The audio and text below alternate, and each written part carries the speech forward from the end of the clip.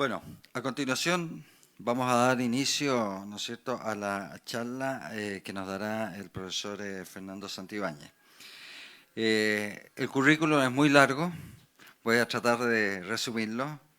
El profesor Santibáñez, ingeniero agrónomo de la Universidad de Chile, es doctor en bioclimatología de la Universidad de París.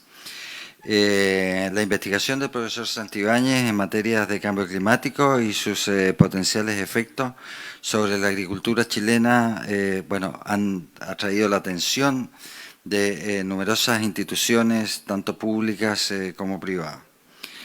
El doctor Santibáñez creó el primer atlas de cambio climático en Chile, junto a un ciclo de materiales digitales para la enseñanza del cambio climático en las escuelas, tanto en las escuelas. Además, es líder de un proyecto latinoamericano sobre vulnerabilidad de 5 países frente al cambio climático. La lista es larga, así que mejor dejo al profesor Santibáñez, ¿no es cierto?, que nos haga su presentación. Muchas gracias, Juan Fernando. Bueno, muy buenos días y la verdad es que es un real honor el poder compartir con ustedes, quienes son los que cada día lidian con la naturaleza y con los objetivos tan nobles que tiene la agricultura, cuál es la de producir alimentos. Esto es una de las actividades más nobles que tiene el ser humano, ¿cierto? Y que garantizan la subsistencia en el planeta.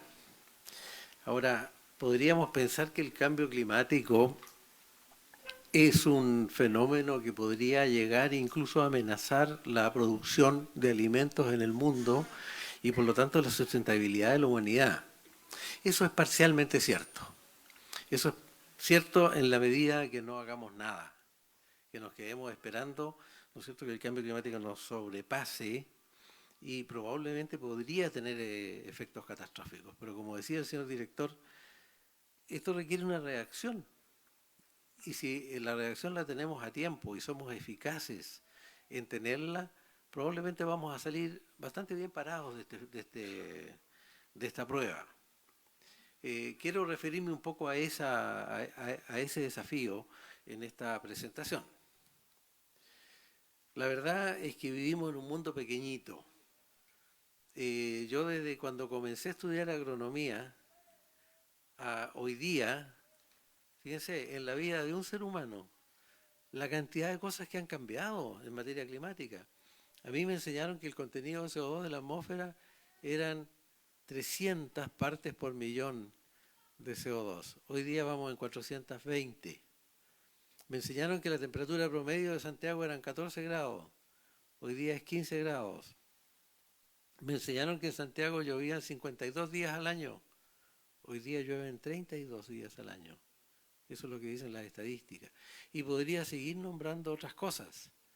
Todo eso solamente en la vida de un ser humano. Es decir, los cambios que están operando en este pequeñito planeta son demasiado rápidos al punto de que no nos están dando tiempo de adaptar todos nuestros sistemas de vida frente a estos cambios. Por eso tenemos que reaccionar rápido. Vivimos en un planeta donde la vida se sostiene en estos frágiles equilibrios.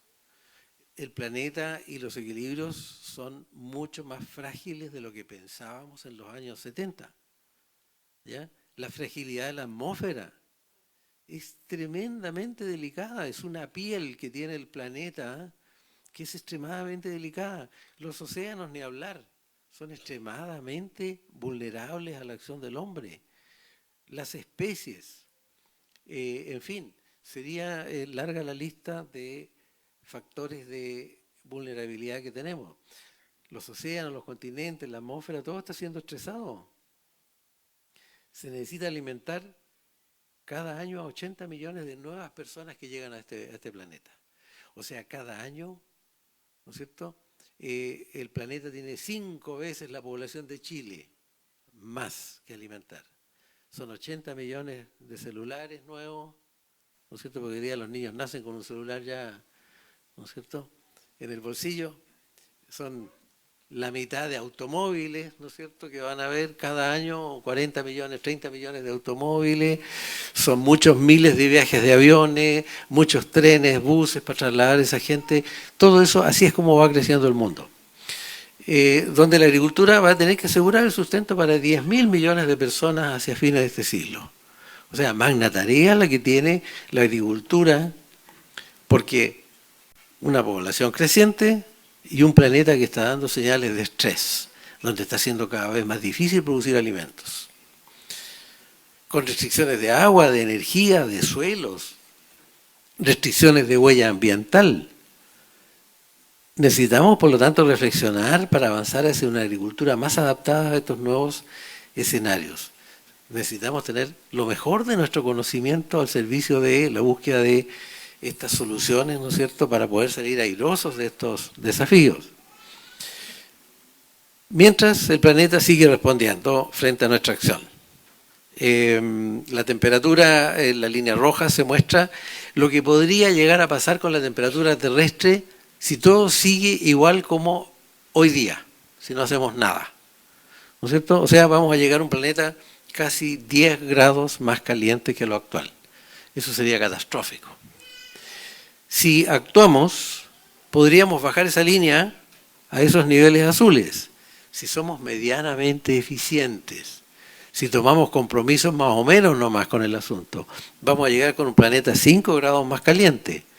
Eso no nos conviene. Necesitamos seguir un curso bastante por debajo de eso. Fíjense ustedes que sí, la temperatura planetaria sube hasta 2 grados, bueno, todavía las cosas van a estar más o menos manejables. Si acaso sube entre 2 y 5 grados, ya se prevé que habría un déficit de cereales y una fuerte caída en la producción agrícola mundial. O sea, no queremos franquear esa primera línea roja. Y si franqueamos la segunda línea y nos vamos por sobre los 5 grados, se gatillaría una fuerte extinción de especies y probablemente un colapso de muchas de las zonas productoras, de las grandes zonas productoras agrícolas del mundo, ya sea por el agua, ya sea por las temperaturas que no van a dejar producir, ¿no es cierto?, los alimentos. Entonces, no podemos arriesgar a una humanidad, ¿no es cierto?, a llegar a esos niveles. Lo que necesitamos, ¿no es cierto?, es mantener una tierra bastante más fría, siempre por debajo de la primera línea. ¿Qué ha pasado en Chile? Fíjense ustedes que en este siglo, en los 100 años que han pasado ya, así se comportó la precipitación en La Serena. Miren ustedes, en líneas rojas son los años en que la lluvia ha estado por debajo de lo normal, en las líneas azules por sobre lo normal. Solo 2 constataciones. La tendencia, que es la línea negra, es decreciente.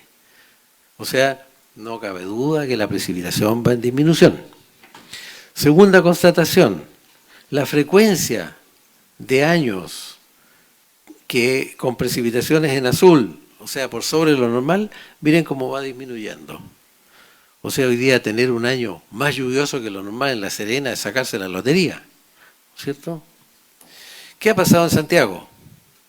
Más o menos lo mismo, un poco más atenuado.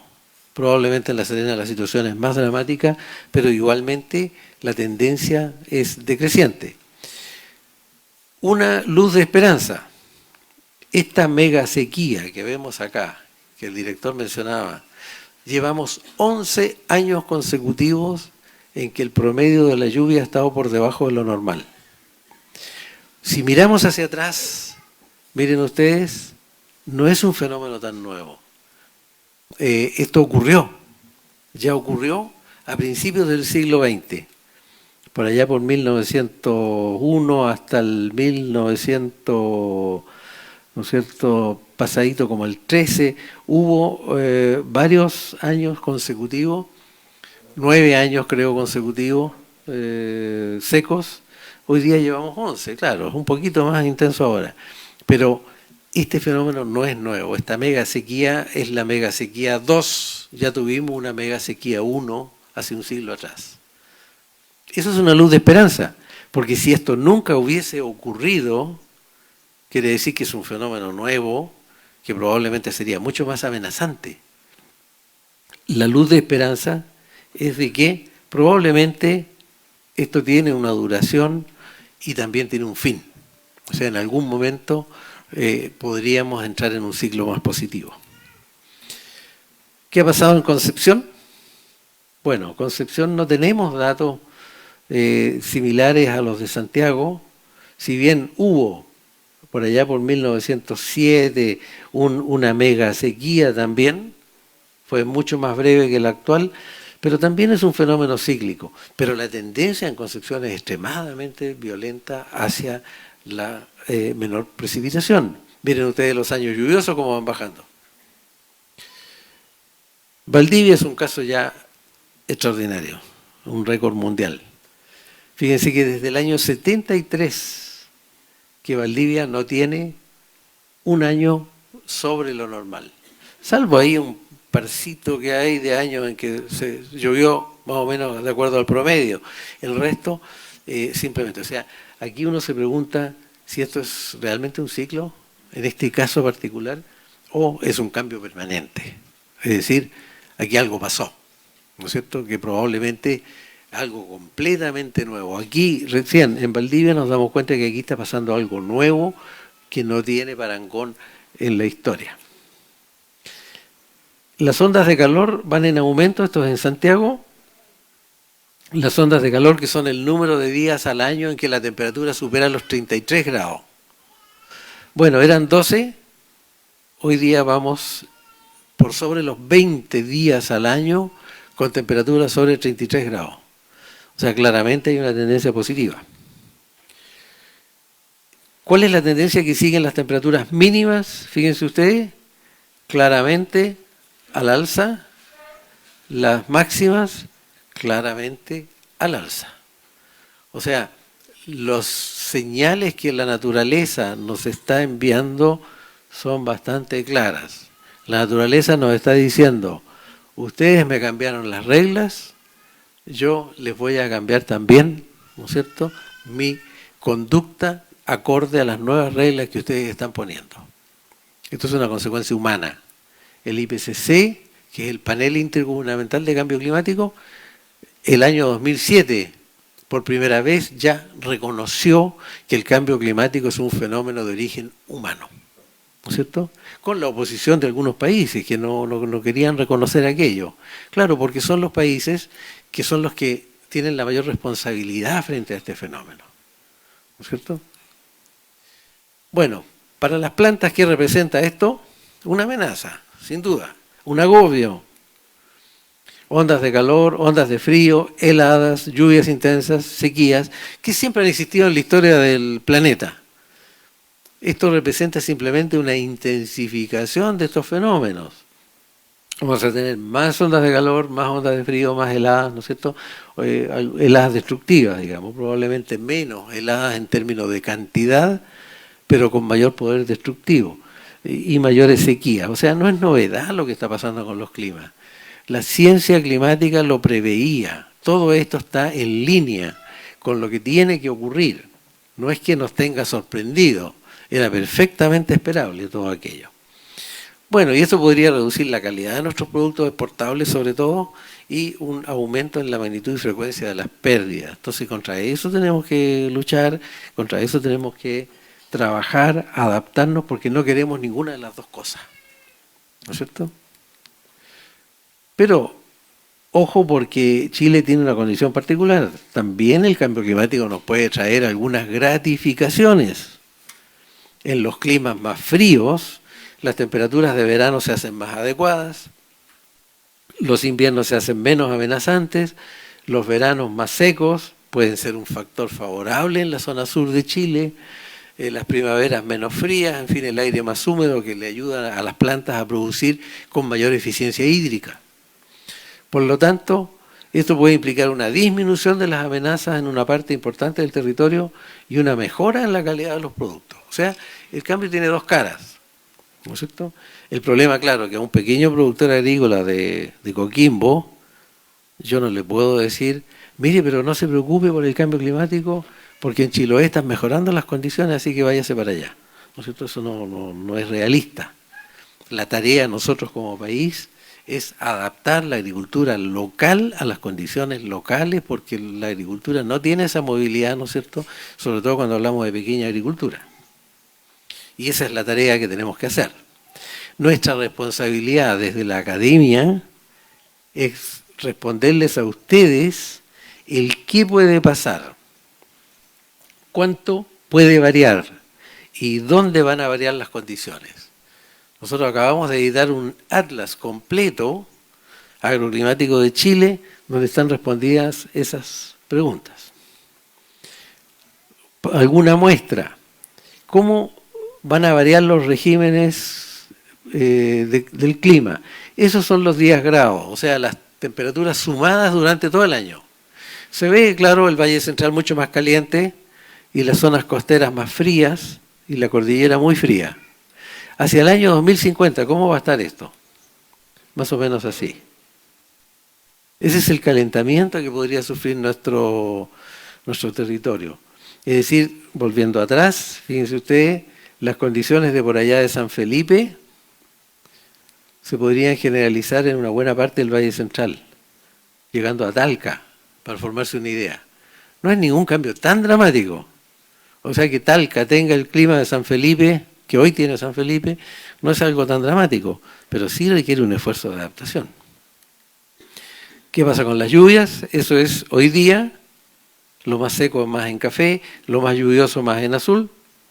Bueno, hacia el año 2050 se van a correr las líneas de lluvia más al sur, alrededor de 200 a 300 kilómetros más o menos. ¿Qué va a pasar con el déficit hídrico?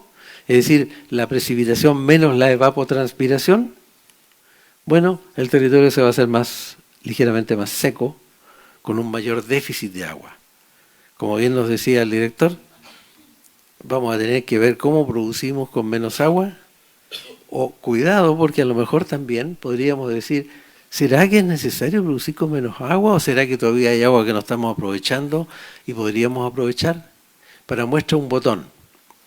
En todos los ríos de la zona central, hasta el Biobío, está llegando al mar más del 85% del agua de la cuenca. ¿Ya?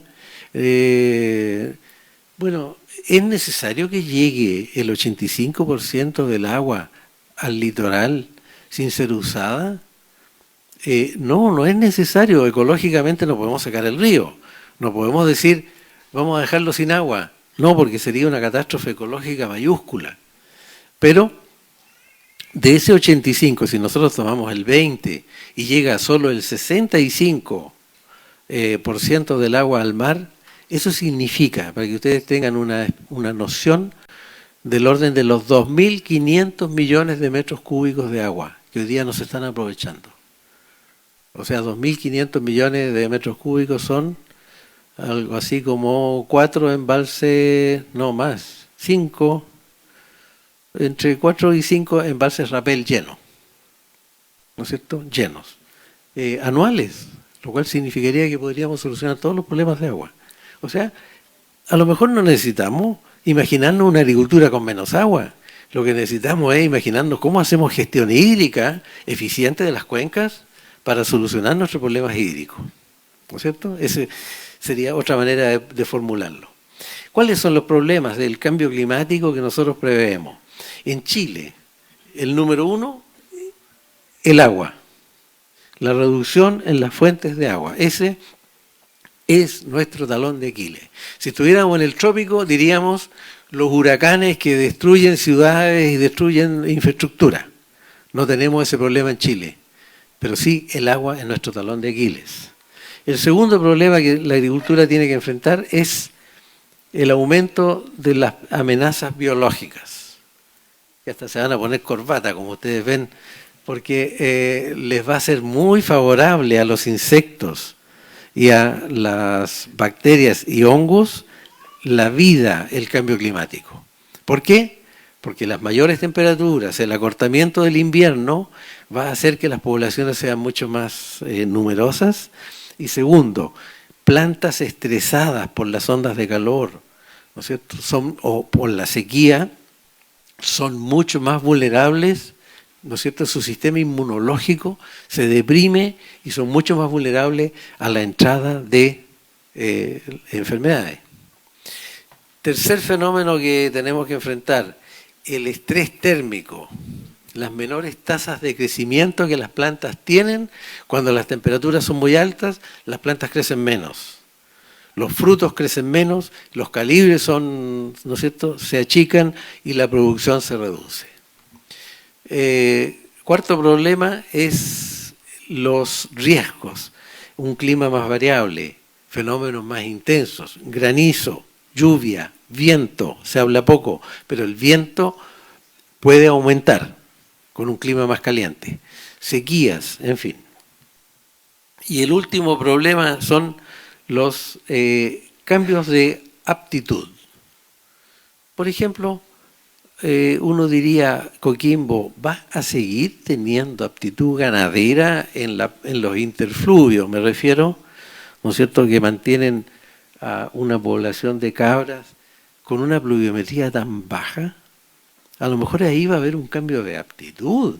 A lo mejor la producción caprina se puede rescatar, pero ya no con el pastoreo continuo, sino con otros sistemas, a lo mejor con forraje, ¿no es cierto?, suplementario, de otra manera. O definitivamente las cabras se van a tener que desplazar a otras regiones del país. En fin, lo mismo podríamos decir con las viñas de Casablanca.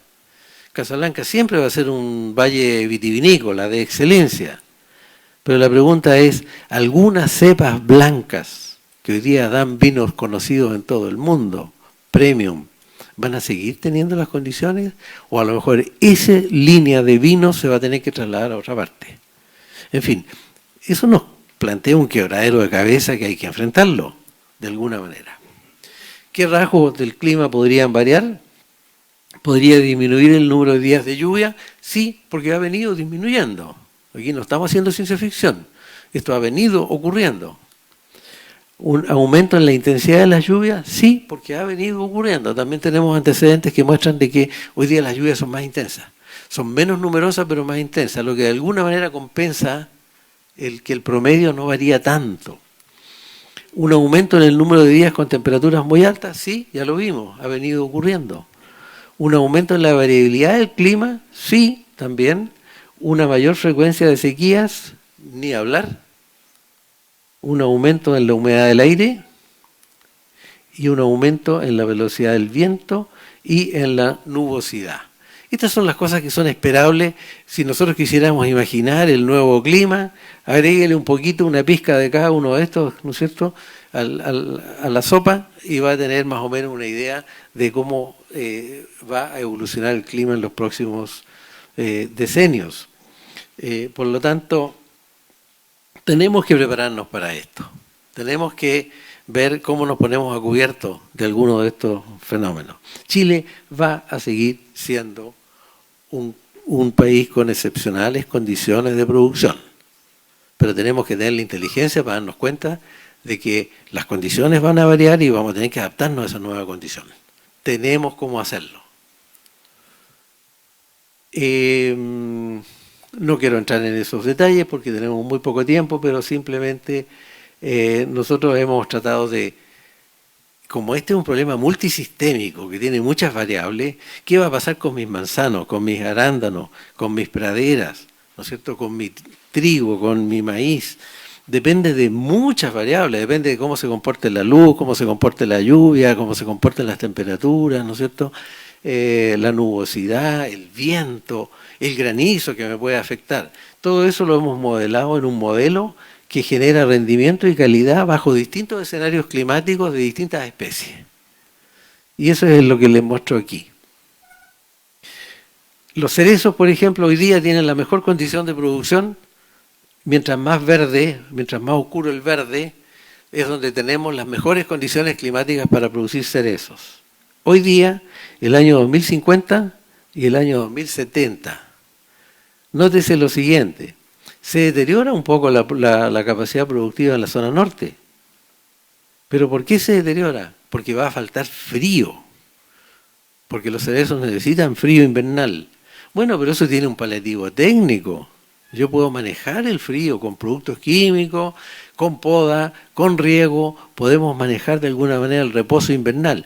O sea, ese verde es facultativo, yo podría volver a recuperarlo allá en esa, siempre que haga la adaptación tecnológica. Esto si no hago nada, si me quedo esperando nomás, ¿no es cierto?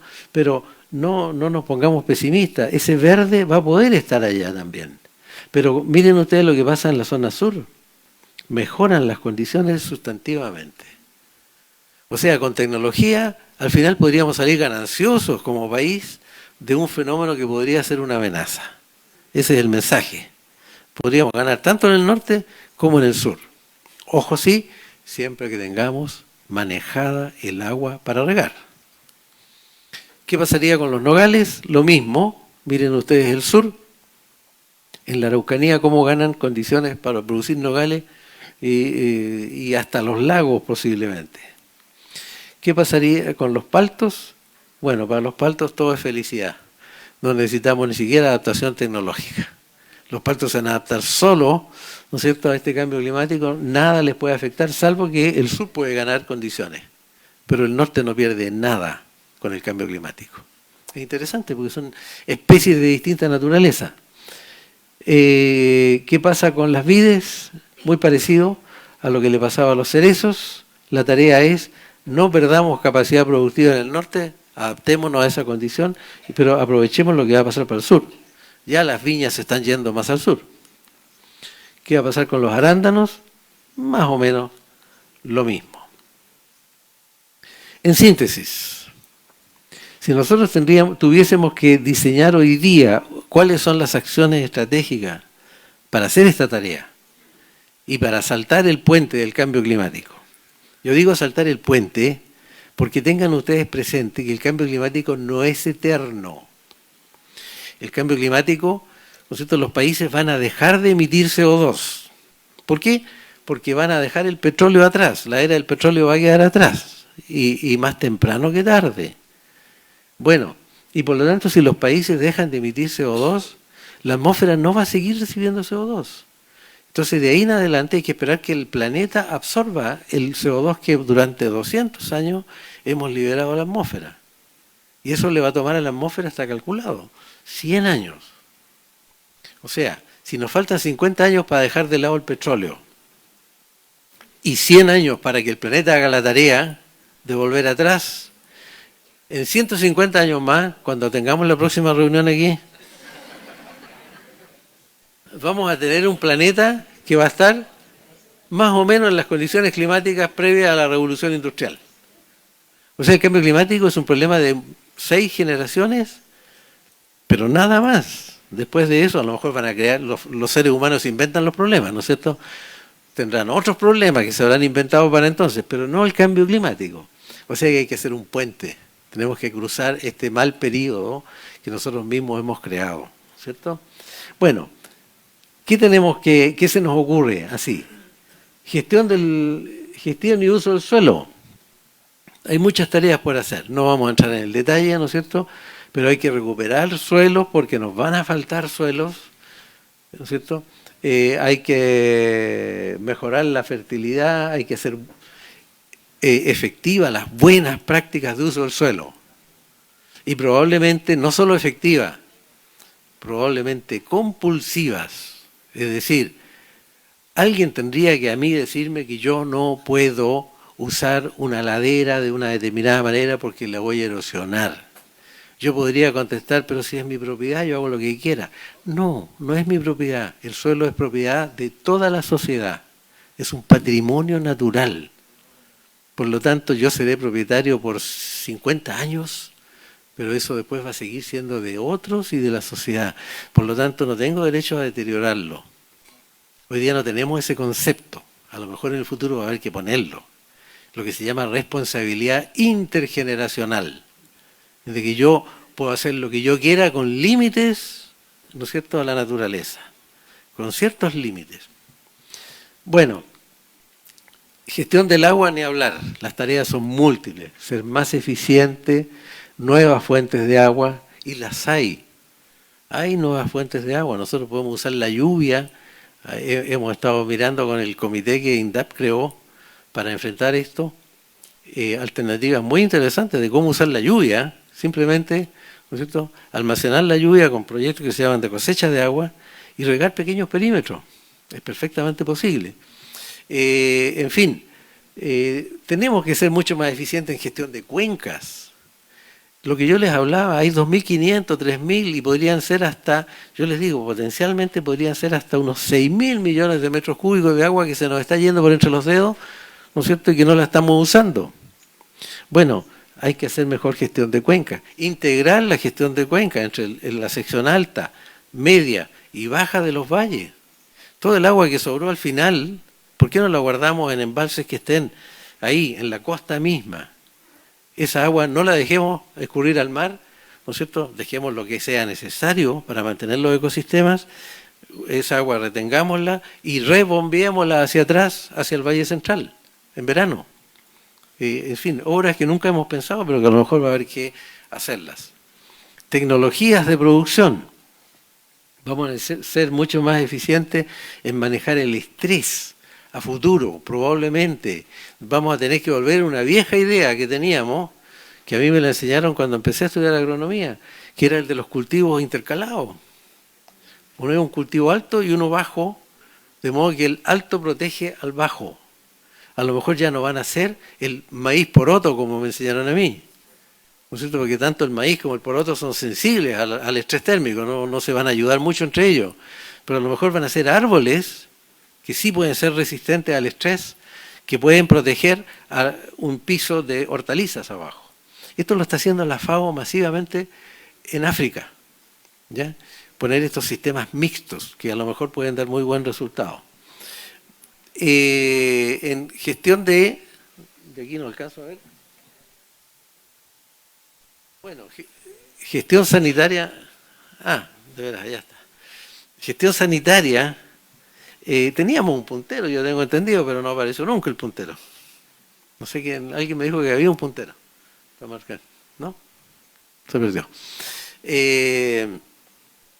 Gestión sanitaria, vamos a tener que defendernos de plagas más agresivas, plagas mucho más, ¿no es cierto?, que pueden causar mucho más daño, con inventar sistemas de gestión mucho más. Hoy día ya se están usando mallas, ¿no es cierto?, contra insectos, cosa que era impensado hace unos años, ¿no es cierto?, enemigos naturales, ¿no es cierto?, productos de baja toxicidad. Bueno, tenemos que echar a andar la máquina, ¿no es cierto?, para poder resolver todos estos problemas. Gestión de riesgos. Bueno, cambio climático significa aumento de riesgos, necesitamos sistemas de alerta. El agricultor debe saber que en 3 días más puede venir una granizada o puede venir un viento puelche muy, muy dañino, los de precordillera especialmente, ¿no es cierto? O puede venir una tormenta muy fuerte, ¿no es cierto? Para ver si puede reaccionar o algo puede hacer.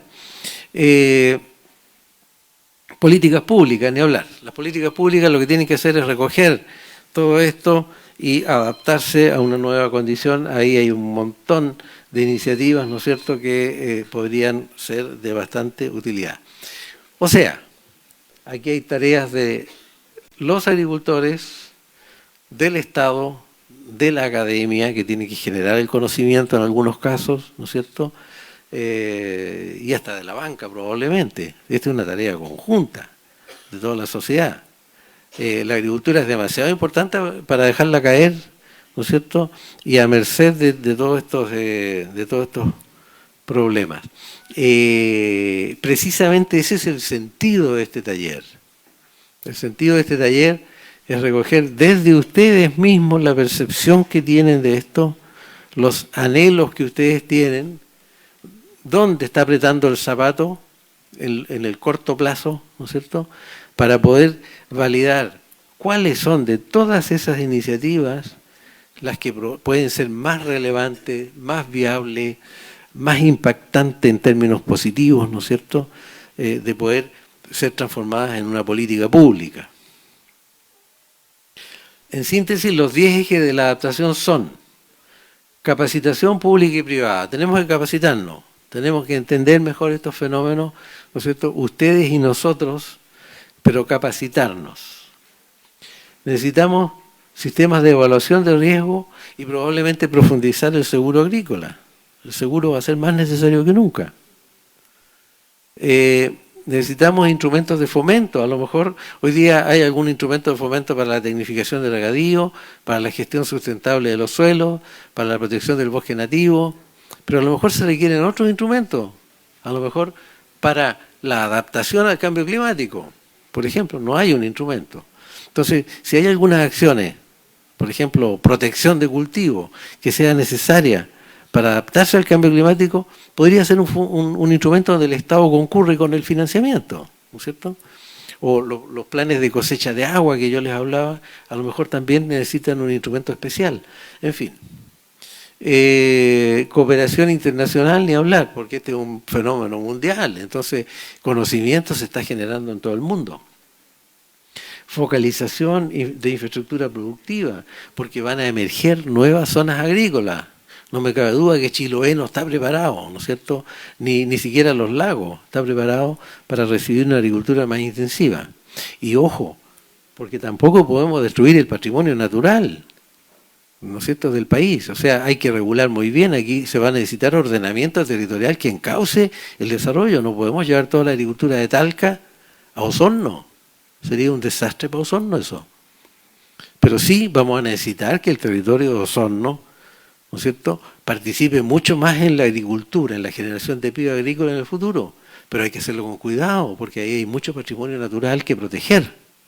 En fin, en eso vamos a tener que aplicar restricciones. Sistemas de alerta temprana que vayan ayudando a ver los problemas.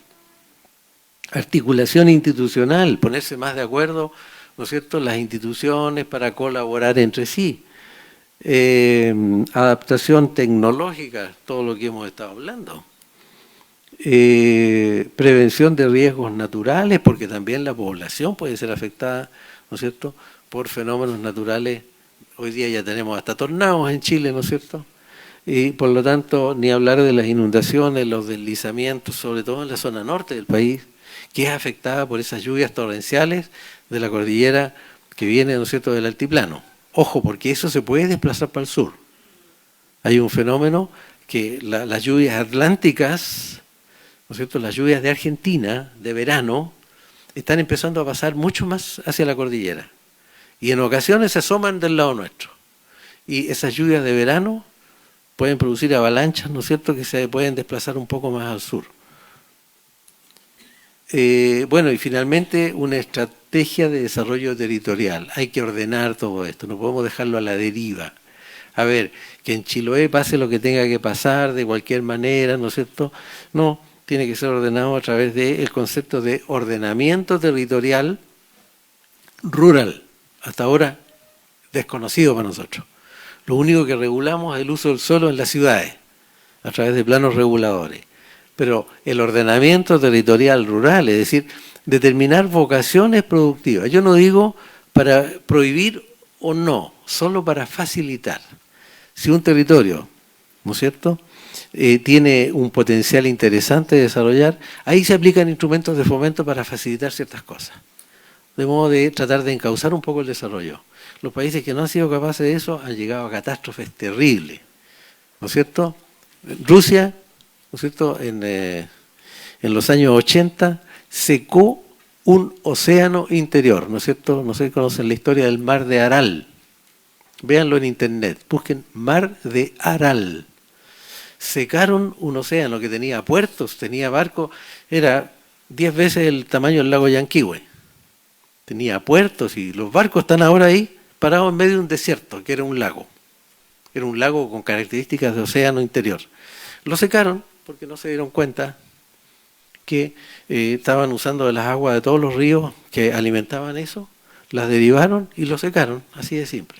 Bueno, errores que no tienen vuelta atrás y que hay que no hacerlo, no hay que incurrir en aquello. Bueno, si hacemos todas estas cosas, creo que estamos con la agricultura a buena salvaguarda. No, hay mucho por hacer, hay que ponerse a trabajar y con seguridad Chile tiene, no tuvimos tiempo de hablar de aquello, hablamos casi de todos los problemas, pero no hemos hablado de las oportunidades. Chile tiene oportunidades en el contexto mundial. Chile va a ser menos afectado, aparte del agua, donde sí somos bien afectados, menos afectado por las alzas en la temperatura, que no tienen remedio.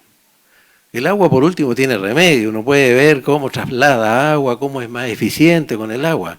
Pero las alzas en las temperaturas, llegar a 40 grados, 3 o 4 días a 40 grados pueden matar un cultivo. Y esto va a pasar en muchas zonas del mundo. En Chile difícilmente va a pasar aquello.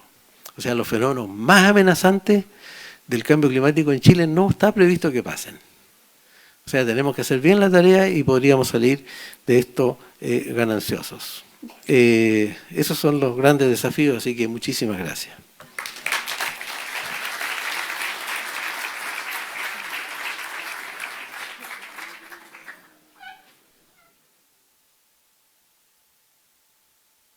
Muchas gracias, profesor. Muy interesante su charla, muchos desafíos. Quiero proponerle o darle ese espacio para algunos minutos para preguntas y pedirles sí que seamos muy breves y precisos en las preguntas si es que las tienen, para dar más posibilidades a todos los participantes. Lo más breve y conciso es la pregunta.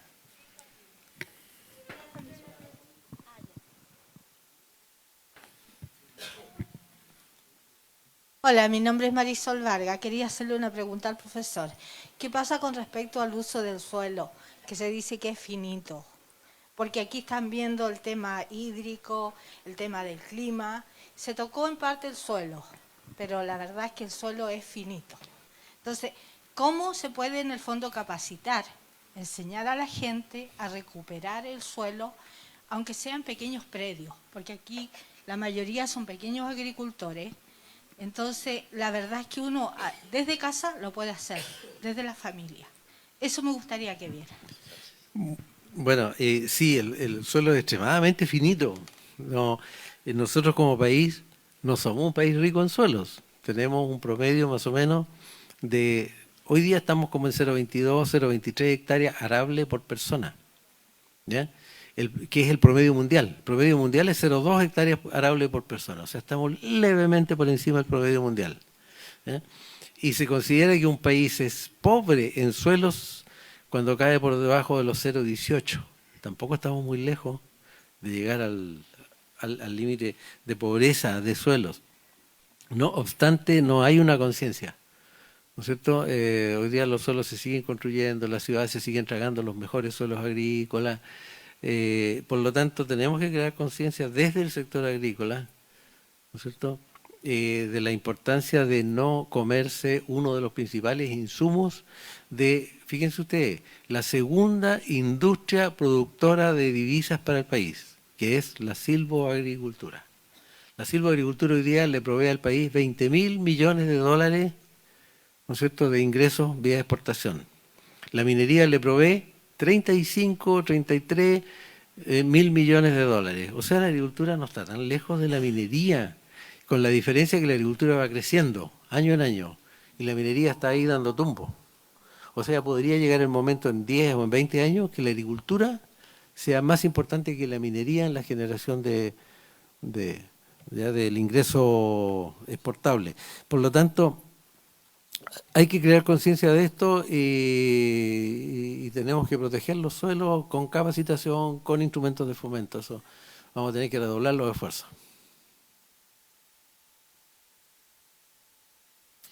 ¿Alguna otra pregunta al profesor?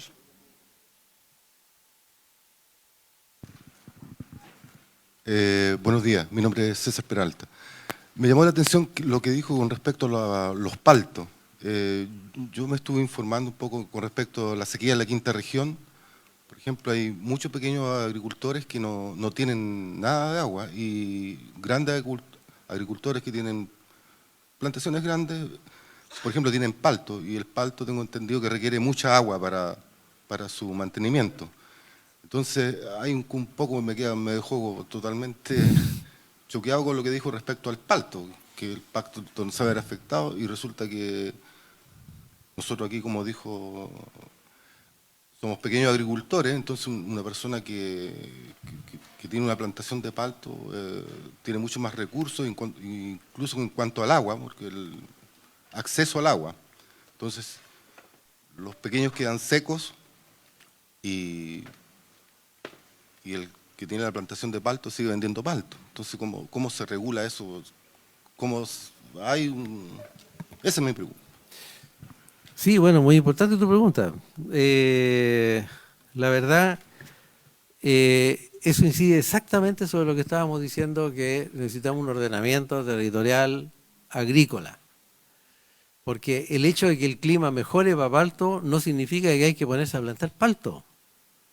Lo que eso dice, simplemente, mire, sabe, al palto le podría ir mejor en el futuro. Ahora, siempre que haya agua, eso no considera el agua. Eso considera la condición climática en términos de las temperaturas, en fin, ¿ya? Suponiendo que hay agua. Ahora, si no hay agua, tenemos una restricción. Primero, para producir palto, y segundo, porque ¿es necesario producir palto o esa agua tendría que ir en prioridad, ¿no es cierto?, a otras cosas? Eso ya es parte de la política, ¿no es cierto?, que es lo que necesitamos hacer en un país para no crecer desordenadamente y no cometer los errores que cometimos en el norte plantando palto. ¿Te fijas? Pero son problemas distintos. La necesidad de una política de ordenación territorial rural, donde yo digo, incluso habría que llegar a cuotas. En una taller anterior salió este tema. Decir, mire, por la cantidad de agua que hay en el río Limarí, a lo mejor podríamos fijar una cuota de 5.000 hectáreas de palto. Y si se copan, no hay más palto, porque hay que promover la diversidad de cultivos en un valle. A lo mejor, ¿por qué no fijar cuotas si uno se tiene que atener a reglas cuando está en sociedad? Y no tendría que extrañarme a mí eso, ¿te fijas?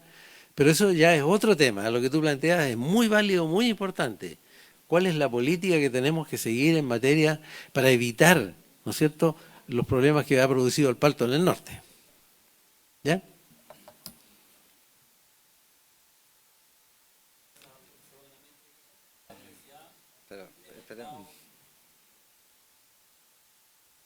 Son temas que tienen que abrirse, no las puede hacer una universidad, ¿no es cierto? No son los dueños del conocimiento las universidades, porque estamos hablando de política pública.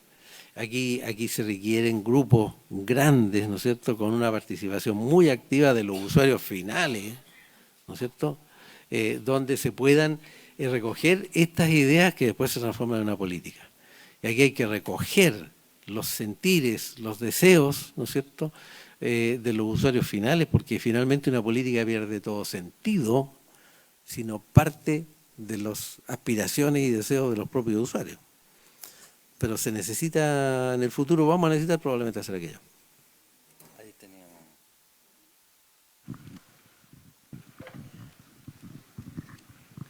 Hola.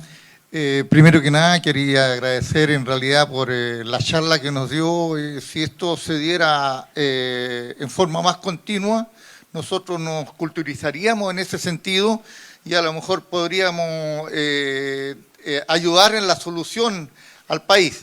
Ahora, dentro de lo que yo pienso, que acá, por ejemplo, yo me doy cuenta de que existen muy buenas intenciones, pero no se valoriza, por ejemplo, que usted hubiese dicho, por ejemplo, mira, este problema nosotros nos dimos cuenta hace 5 años atrás, o 10 años atrás, 20 años atrás, y ya se hizo esto. La verdad, las cosas que no se está haciendo absolutamente nada. O sea, estamos hablando de la medida, sabemos lo que nos está pasando, pero no estamos tomando medidas reales. Por ejemplo, para mí sería importante que hubiera una compensación sobre el ahorro del agua, porque hay gente que no usa el agua o usa menos agua que los demás, paga la misma cantidad de agua y el que la use o no la use, a nadie le interesa, y eso no sería bueno. O sea, yo pienso de que, como usted dice también, que tenemos que seguir políticas de ordenamiento y que un día si tenemos que decir, oye, mira, aquí se van a plantar tantos paltos, bueno, hasta ahí nomás llegamos y se acabó. No podemos seguir discutiendo el tema. Y además, por ejemplo, que la compensación de ahorro, una compensación económica, por ejemplo, lo que pasa con la energía eléctrica. Si usted, por ejemplo, tiene luz eléctrica que saca luz solar, por ejemplo, usted la incorpora a la línea del centro y a usted le pagan por incorporarla, o sea, usted recibe un beneficio.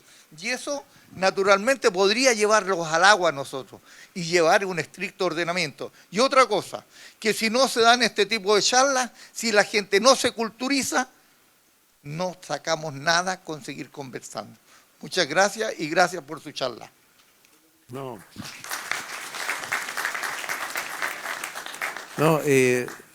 muchas gracias. Yo creo que, por ejemplo, un instrumento de fomento podría ser ¿quién compensa a un agricultor por ser eficiente, por ejemplo? No solo en el uso del agua, sino tener una baja huella ecológica, una baja huella de carbono, a lo mejor porque inventó algo para reducir los consumos de energía o para reciclar algo y con eso baja su huella, ¿no es cierto?